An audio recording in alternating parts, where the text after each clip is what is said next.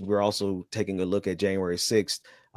We were just beginning that conversation. The investigation seems to be going deep, but the investigation is not going all the way to the point of treason. We just played the clip from Attorney General Merrick Garland, and I want to play it again because honestly, while I do feel that the American empire is paying attention, I think the American empire is in a bad position because it can't prosecute itself. It cannot prosecute itself. It's not willing to prosecute itself. So I want us to listen to this clip again from Merrick Garland, and I want you to all to hear how far they're willing to go, but notice that they don't charge anyone with treason. Let's take a listen. Approximately 70 prosecutors from the District of Columbia and another 70 from other U.S. attorneys' offices and DOJ divisions have participated in this investigation. So far, we have issued over 5,000 subpoenas and search warrants, seized approximately 2,000 devices, poured through over 20,000 hours of video footage, and searched through an estimated 15 terabytes of data. We have received over 300,000 tips from ordinary citizens. In complex cases, initial charges are often less severe than later charged offenses. This is purposeful, as investigators methodically collect and sift through more evidence. By now, though, we have charged over 325 defendants with felonies, many for assaulting officers and many for corruptly obstructing or attempting to obstruct an official proceeding. 20 defendants charged with felonies have already pled guilty. Approximately 40 defendants have been charged with conspiracy to obstruct a congressional proceeding and or to obstruct law enforcement. In the months ahead, 17 defendants are already scheduled to go to trial for their role in felony conspiracies. Now, Georgia, you've covered so many stories of police violence and murder of Black people, and you see how the system responds to us when we respond with protest. I just don't think that we'd get away that easily. Now, and forgive me, I know a lot of people are saying, well, what else do you want him to do? I do believe that this is thorough, but they ain't charging nobody with treason. I don't think the people who are doing it are actually the people behind it are going to learn their lesson. That's my take. What are you thinking? Listen, 321 people charged with felonies. 300 out of thousands of people who stormed our Capitol and tried to overthrow the government. Listen, I covered a protest here in Minneapolis where 646 people were arrested on the spot. They didn't even have 646 handcuffs available. And they figured out a way to book and process that many people, including children. So it's frustrating to see this type of crime take place, this type of violation against our country, and that it just feels like they're slapping people on the wrist, even if they're giving them felony level charges. Only 20 of them have pled guilty.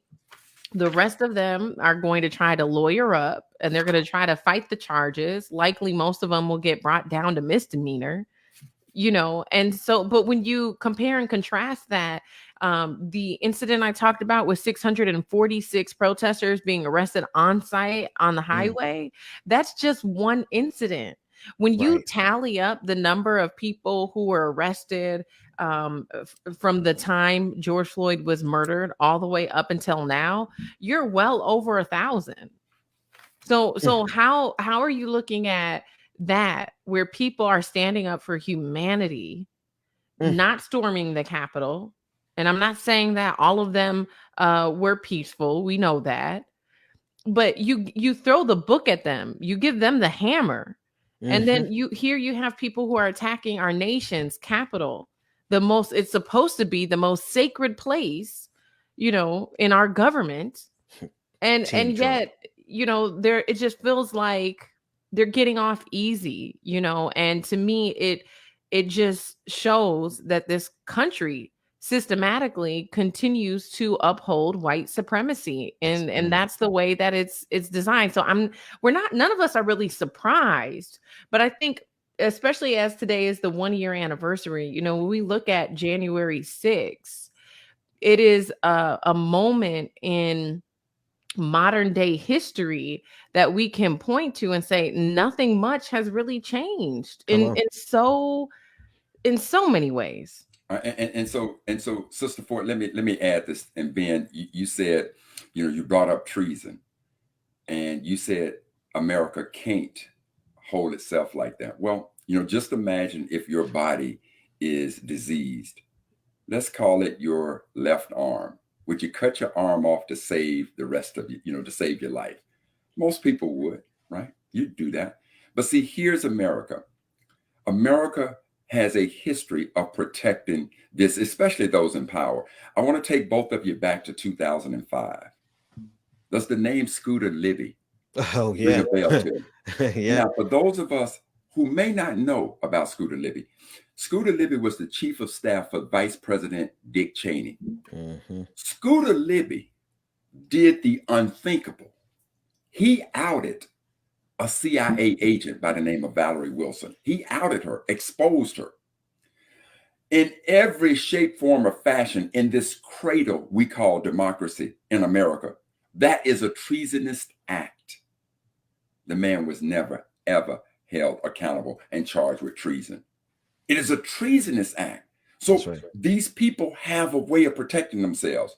And in that Trump administration, just like what we talked about earlier, Ben, where you got Nunes, who is over the House Intelligence Committee, protected Trump. And the FBI, supposedly, if this is the greatest nation in the world, I don't know, you know, is one reason why you consider yourself the greatest nation of the world is because you got one of the greatest militaries in the world. You got one of the greatest enforcement mechanisms in the world. And the Federal Bureau of Investigations, at the height of all that, it now says that we got evidence that Trump was involved with Russia behind the election. You got Mueller, who is an absolutely incredible attorney who comes in and does this probe. And you got this guy protecting Trump all the way through. And now that he resigns, and what does Trump do on the way out? He gives him the Medal of Freedom. And now Trump says, hey, I just want to thank you for protecting me. So I'm going to hire you as the CEO of media and technology. You know, you're sitting there looking at this is the way America plays. She's been playing this way from day one. And here's yet another example of it. Because at this point, the cradle of democracy, America wants to pride itself that every election we can have a peaceful exchange of power. And Negative 45 and his contingent decided, no, we're no longer going to have a peaceful exchange of power. We are going to lead an insurrection, and nobody is held to the highest standard of treason. So to your point, Georgia, trust and believe. If they had thrown the book at all who were involved in this type of situation, there'd be a serious message sent to all Americans. We are going to abide by the philosophy of democracy. Instead, they play with it. They play with it. They play with it. And I again, the investigation seems to be rigorous, but compared to what they do to black folks, it's a slap on the wrist so far. That's right.